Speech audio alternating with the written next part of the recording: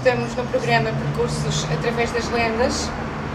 Nós vamos ver o que é que a Estação de Rio Tinto hoje tem para nos contar no âmbito de histórias do nosso património, histórias que podemos chamar imateriais, porque foram transmitidas de geração em geração, mas que à primeira vista não se vêem. No entanto, nos nossos percursos, nas ruas, nas praças, por meio desta paisagem, nós provavelmente, se procurarmos, encontramos algumas histórias. É disso que nós vamos falar hoje neste programa e vamos convidá-lo a ver que história, entre as várias histórias que com certeza esta estação tem, pois é uma estação que funciona já desde o século XIX, embora este edifício tenha surgido em 1935, tenha sido inaugurado nessa altura. Com certeza que haverá essas histórias, mas há uma em particular que eu gostaria de lhes contar e vamos ver realmente se encontramos aqui uma porta que nos dê acesso a essa narrativa.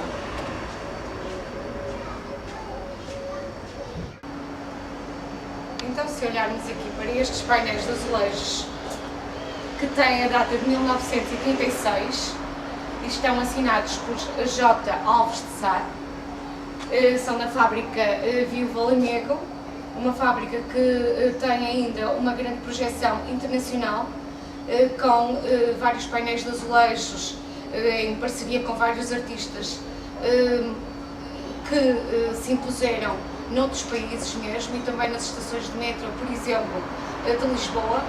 E então, se olharmos para este painel de azulejos, ele conta-nos uma história muito antiga. Conta-nos então que a região foi assolada por mouros, provavelmente, e segundo as várias versões, apontam para o califa de Córdoba, Ordonho II, e aqui temos realmente os cristãos aterrorizados, alguns a caírem feridos, os mouros a imporem-se, ainda nos cavalos, aqui parece um cavaleiro mouro no centro da contenda. E se continuarmos a nossa história, deste lado, nós temos a continuação da batalha, uma batalha muito dura entre mouros e cristãos, em que parece que os cristãos já se estão a impor mais um pouco, já há vários cavaleiros mouros caídos numa corrente de água. Alguns autores chamam-lhe um ribeiro, outros chamam um rio, dizendo eles que este rio era um rio de águas límpidas, um rio que ainda existe nos nossos dias e pelo menos aqui ainda o temos visível em alguns pontos da cidade. E então, continuando com a nossa história, nós vemos aqui impor-se um cavaleiro, que pela identificação que está em baixo será o conde Hermenegildo, a impor-se totalmente perante os outros cavaleiros, claro, perante os mouros, que já não se vêem em grande destaque. Nós vemos à volta do conde Hermenegildo, vemos cavaleiros com as armaduras que os identificam como cristãos, e vemos este rio aqui embaixo, que segundo os relatos desse património que nos foi passando de geração em geração, ficou tinto de sangue alguns autores dizem até que esse sangue era exclusivamente dos mouros, os mouros vencidos. Claro que há várias versões também, algumas dizem que não houve um vencido nem um vencedor, mas o facto que parece apontar, portanto, para esta linha invariante da lenda é que os mouros acabaram por sair daqui ou vencidos ou realmente desmotivados perante as tropas e perante a força que as tropas cristãs lhes impuseram. Entre as várias versões lendárias, há uma que é um bocadinho diferente da maioria, que nos foi apresentada por Frei Agostinho de Santa Maria, e pela curiosidade eu gostaria também de a contar. Diz esse autor que a batalha se deu aqui junto ao Rio Tinto e que depois os mouros continuaram a fugir em direção ao que nós designamos por Campanhã. Aí apareceu a Virgem com o menino nos braços aos cristãos que a veneraram. Eu gostei de referir também esta lenda porque está associada a uma outra, portanto à lenda de Nossa Senhora de Campanhã. Mas voltando à nossa lenda de Rio Tinto, os mouros, se calhar, segundo a lenda, segundo a tradição, encheram então este rio do seu sangue. E então é a porta que nos dá acesso também a esta história, para além destes painéis de azulejos, é precisamente o nome desta cidade, o nome de Rio Tinto.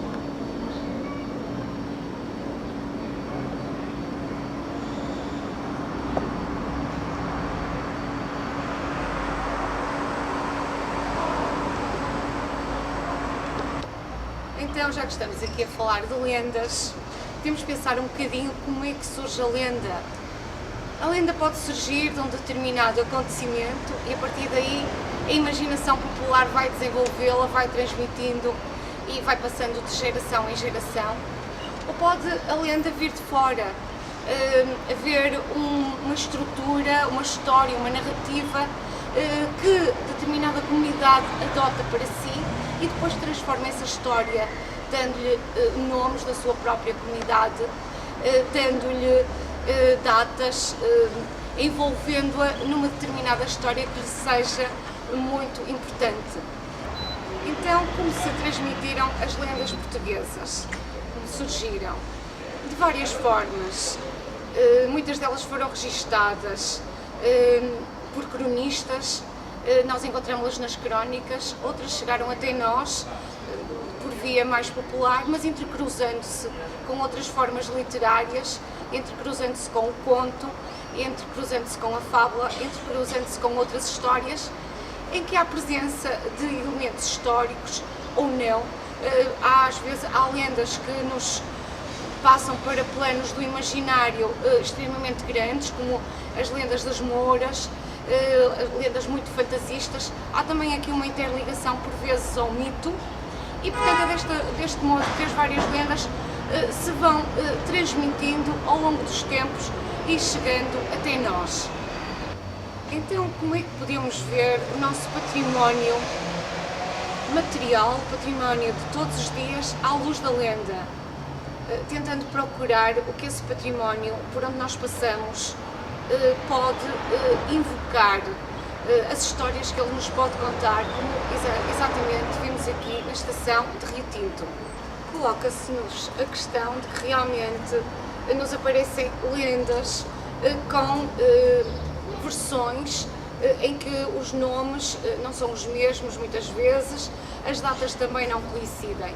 Mas o que é importante na lenda é realmente procurarmos a sua linha condutora, o seu fio, a grande mensagem que o povo, que os mais antigos nos quiseram passar e que nós também recriamos e que também vamos contar. E lá diz o ditado popular: quem conta um conto, acrescenta-lhe um conto. Por isso mesmo não é incomum realmente encontrarmos algumas disparidades nestas histórias, mas exatamente como eu disse há pouco, o mais importante é procurarmos a grande mensagem, a história, a narrativa. E nesta lenda de Rio Tinto, realmente o fio condutor é a grande batalha que se deu entre os mouros e os cristãos, em que os cristãos se impuseram de uma ou de outra forma. Que a grande mensagem é a tenacidade da luta que os cristãos deram aos mouros e que depois se repercutiu num rio cheio de sangue, um rio que escureceu devido durante dias e dias, esses são os relatos de algumas das versões, devido realmente aos feridos e mortos nessa grande batalha que desmotivou os mouros a mais investidas. Essa é a mensagem desta lenda. Se nós fizermos uma procura de âmbito simbólico, por exemplo, num dicionário de símbolos, percebemos que o fluir das águas do rio simbolizam a fertilidade, a morte e a renovação. Se aplicarmos estes conceitos realmente a esta lenda, parece-me mesmo que esta lenda pretende mostrar que há aqui uma renovação, ou seja, uma imposição definitiva das tropas cristãs sobre as mouras. E por um lado então temos a morte dos atacantes, dos que deveriam ser expulsos, e por outro temos a fertilidade, portanto, a esperança de um grande futuro para os cristãos. Isto num contexto em que possamos ir mais longe, portanto, num contexto simbólico, a partir desta lenda. Este nosso percurso através da lenda em Rio Tinto, nós podemos encontrar a lenda numa outra porta, ou seja, nós podemos abrir uma outra porta que existe na cidade e que também encerra esta lenda. Estamos a falar precisamente do brasão da cidade de Rio Tinto. Esse brasão apresenta uma espada ao alto que está espetada num rio. Este rio vermelho com duas margens num tom claro, parece um tom de pele. Dos lados, na parte mais alta, nós temos o símbolo da comunidade agrícola de Rio Tinto, representado com duas espigas, uma de milho, outra de trigo, e do outro lado uma roda dentada, portanto do nosso lado esquerdo, olhando para a imagem, uma roda dentada que representa a indústria. Ora, se voltarmos aos elementos iniciais, cá temos a representação da lenda de Rio Tinto, inclusivamente através das suas cores, o vermelho do sangue, que segundo a lenda permaneceu muito tempo nesse rio, que era um rio de águas límpidas.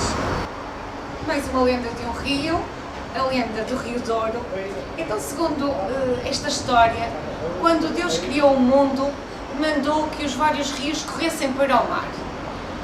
O Douro adormeceu, ele, assim como os seus dois irmãos, o Tejo e o Guadiana, e o Douro, que era um rio extremamente descansado, deixou-se a dormir de manhã.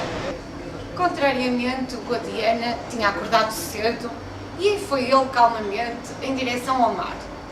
O Tejo, por sua vez, foi o que acordou em segundo lugar, mas também ainda atravessou alguns montes, até que depois se espraiou, se espreguiçou em bonitas lesírias.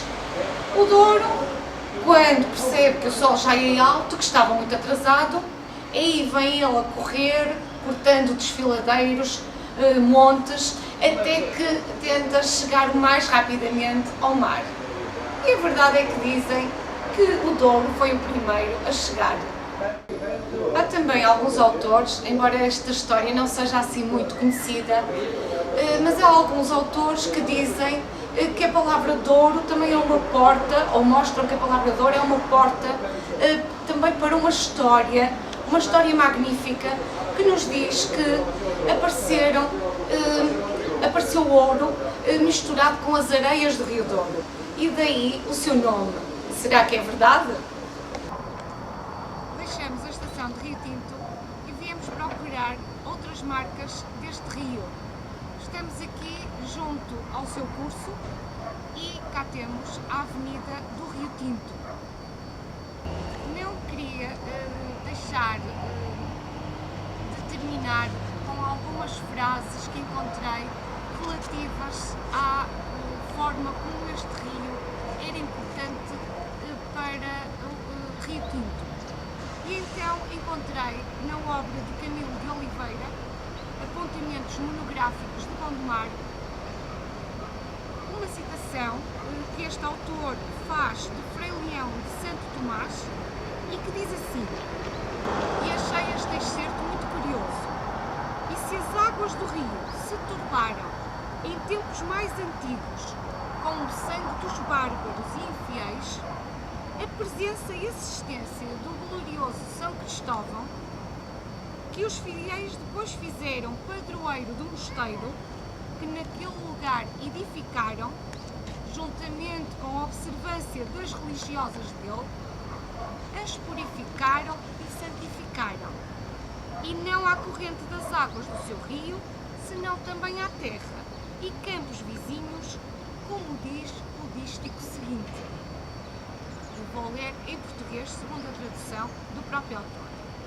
A corrente do rio, com manchado sangue, vai suja, mas quem traz consigo Cristo purifica e sagra campos e ribeiros.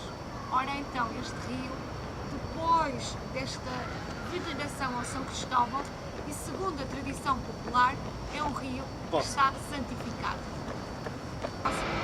E espero que nos façam companhia no próximo programa, em que teremos mais percursos